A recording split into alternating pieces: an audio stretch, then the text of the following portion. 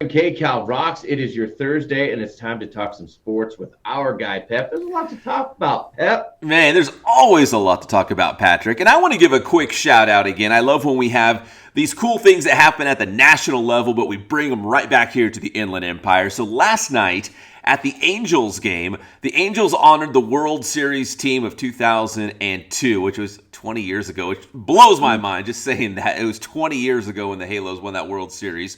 But they also had Troy Percival out there. He's a Moreno Valley guy. He played at UC Riverside. He coached at UC Riverside. He was obviously one of the big parts of that Angels World Series team. So our local guy out there representing the Halos as they honored that World Series team. Again, 2 decades ago, Patrick. How can it be that long?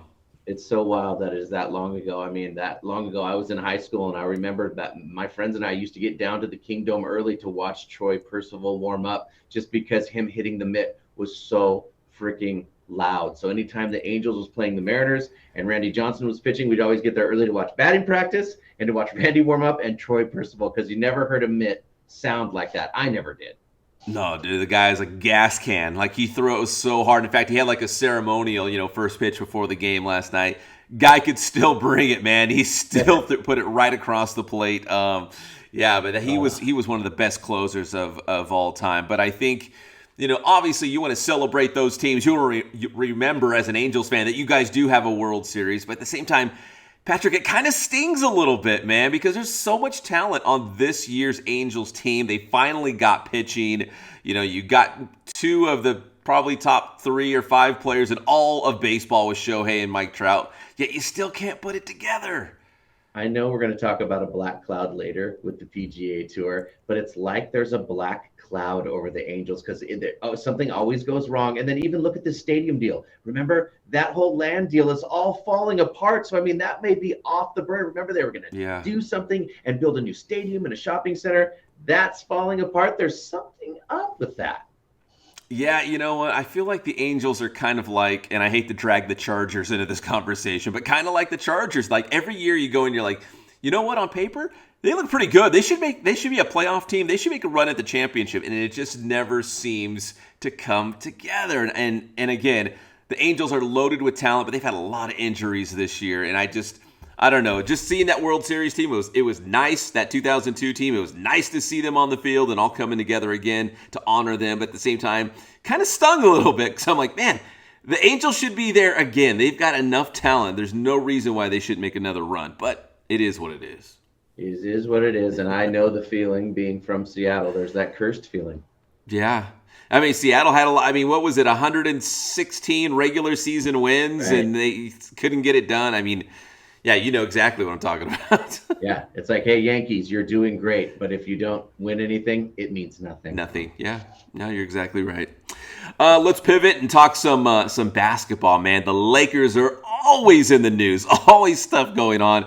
And Patrick, there's 2 things I want to talk about with the Lakers right now. One is there's a lot of chatter right now with Kyrie Irving of the Brooklyn Nets leaving Brooklyn to rejoin LeBron James in Los Angeles. So that's one thing. I want to get your take on 2 things. That's one. The other thing is that it's being reported that the Hornets really like Russell Westbrook. So in the big scheme of things, would you switch out Russell Westbrook to bring in Kyrie Irving? Would that make the Lakers a better team?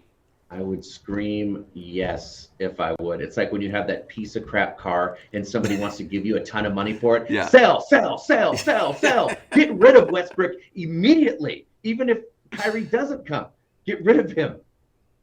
No, I'm totally with you, man.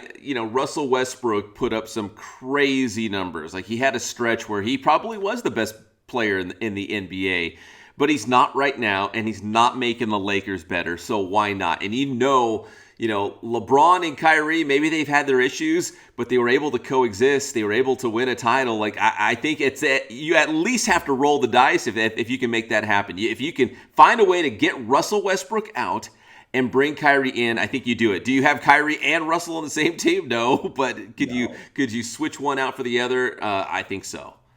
Yeah, that's too much maniac thinking. I mean, Kyrie's very talented, but he is a wild card, dude. There's no telling what he's going to do or say.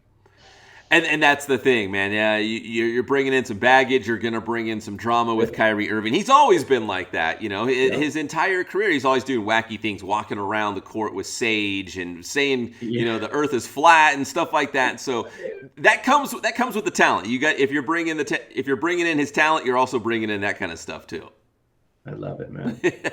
So there's your Lakers update on this Thursday morning. Patrick, I told you and Forty the other day that, man, playoff hockey, there's nothing like it. I know we have the NBA Finals over, so not a lot of people turn their attention to the Stanley Cup Finals, and it's almost over, man. Colorado won in overtime last night, 3-2 against Tampa Bay, so the Avalanche are up 3-1 in the Stanley Cup Finals, and they won it in overtime last night. I turned the game on. I was so excited to see that game-winning goal, but then we had thunder, man. I live in the Redlands area. We had bad thunder. My dogs were going crazy, so I'm tending to my dogs, and I run back in and look at the TV, and it's over, man. I missed that game-winning goal, but man, Stanley Cup playoff hockey is the best. We'll see if Tampa can battle back here. I could see them doing it. They're a talented team too. They are. They're kind of, dare I say, the dynasty right now in the NHL. They've Yeah. consistently been the team to beat. They've got a couple Stanley Cup championships, under their belt. They're kind of, the New England Patriots of the day. You know what I mean? Like the San Antonio Spurs of the day. Like they're kind of that team right now. But maybe Colorado is the new team in the NHL. Yeah, the three-peat will be very tough in any sport. Yeah, absolutely. So the Colorado 1 win away from hoisting a Lord Stanley's Cup. And finally, Patrick, man, we were talking about the PGA Tour and the Live Tour and how the Live Tour is just poaching guys from the PGA because they're offering big money, like guaranteed big money. Why not go play on this new Live Tour? The latest guy is Brooks Koepka. And Patrick, if you're a casual golf fan, I mean, Brooks Koepka, that's a big name from the PGA Tour. It just makes me think, well, who's next? If Brooks Koepka's willing to do it, who is next? I know. I mean, if it keeps going, it will keep going, especially. I mean, I don't know if they're going to stiffen up the penalties and make it so these guys can't play in the majors or what they're going to do. The PGA could have a pretty big problem on their hands here. I think if they go off and play these live tournaments, I mean, the money is a big deal. And I guess they're using each other to get back at the PGA. But I think the big problem will be is if any of these live tour golf tournaments ever make it onto TV. And if there's a big TV deal, then the PGA is in big trouble. I think you're right. I think that's twofold right there. One is you're right, man. There's so much money wrapped up in TV deals. Like that's going to take money from Right. from the PGA, and so maybe there's some sponsors that'll go towards the Live Tour or put more money towards the Live Tour than the PGA Tour. And the other thing too is just exposure. Like if you told me like where can I watch the Live Tour right now? Like off the top of my head, I don't know. I'd have to look around and maybe it's streaming somewhere. Like I have no idea. But the PGA Tour you could probably find on your TV every single weekend. Then on top of that, so it's hard to find. It's not on TV, and they're playing a bunch of nobodies. So nobody's really bringing up that either. Yeah. These tournaments don't really mean anything. The only reason they're grabbing so much attention is because it's so huge of money. I don't know if this will die down. It feels like if another competing body comes against the PGA that's legit, they could be in trouble.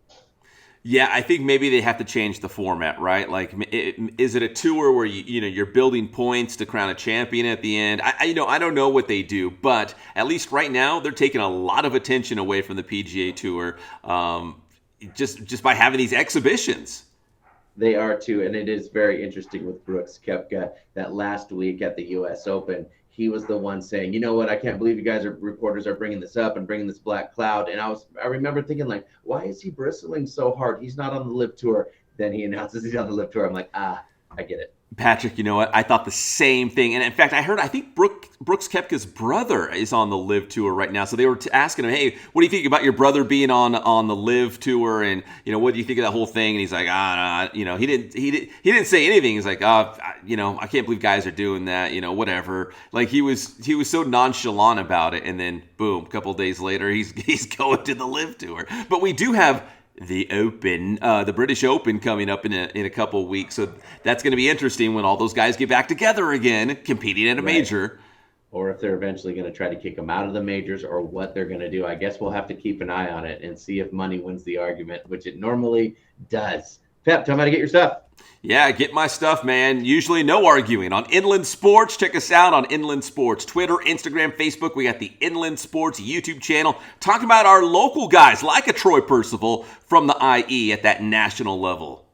Thanks, Pep.